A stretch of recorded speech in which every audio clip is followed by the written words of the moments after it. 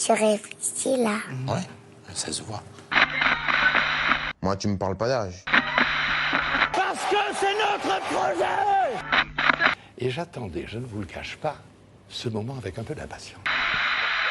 Bonjour à toutes et à tous, j'espère que tu vas bien et que tu as passé une bonne semaine depuis le dernier épisode. L'actualité marquante de cette semaine, c'est la reconnaissance de l'État palestinien par la France. On va aborder dans ce nouvel épisode du Monde à ma hauteur une actualité qu'on peut considérer comme compliquée. On va donc y aller pas à pas pour mieux comprendre. Pour voir plus clair, on va dire qu'un État c'est comme un pays et on va rappeler ce qu'est la Palestine. Alors c'est une région du Proche-Orient, pas loin de la mer Méditerranée et à côté de l'Égypte et d'Israël. Aujourd'hui, la Palestine, c'est deux endroits où vivent les Palestiniens, la Cisjordanie et la bande de Gaza. Jusqu'ici, ce n'est pas reconnu comme un pays. On ne peut pas parler de la Palestine sans aborder le conflit entre la Palestine et Israël. Tu en as sûrement déjà entendu parler aux informations, car cette guerre ne date pas d'hier. Et pour bien comprendre l'actualité, on va revenir ensemble dans le passé. Après la Seconde Guerre mondiale, en 1947, l'ONU, une grande organisation qui réunit presque tous les pays du monde, propose de partager la région de la Palestine en deux États pour accueillir les Juifs rescapés des camps de concentration nazis, en plus de la population juive déjà présente sur place.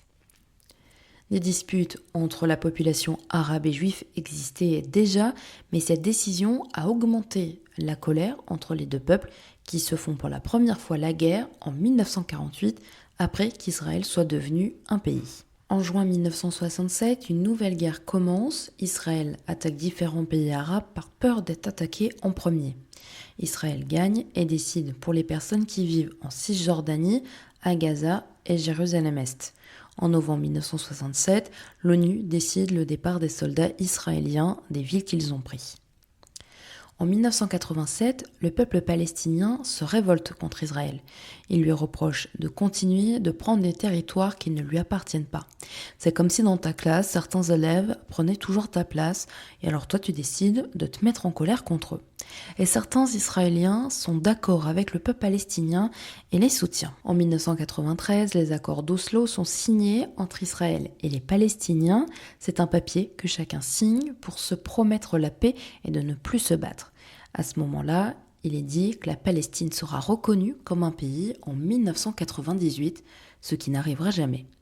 En 2000, une nouvelle révolution des Palestiniens a lieu contre Israël. L'armée israélienne décide de créer, entre autres, un mur entre les deux zones pour enfermer les Palestiniens.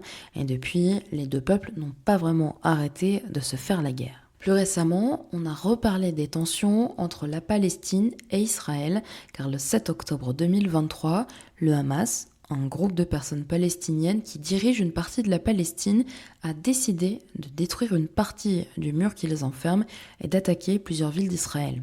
Depuis 2 ans, Israël et le Hamas se battent et beaucoup de Palestiniens qui n'ont rien fait sont blessés ou tués à cause de ces combats. Mais alors dans tout ça, à quoi ça sert la reconnaissance de l'État de Palestine ?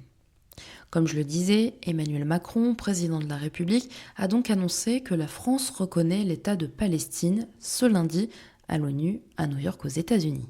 Nous devons tout faire pour préserver la possibilité même d'une solution à deux États, Israël et la Palestine, vivant côte à côte, en paix et en sécurité.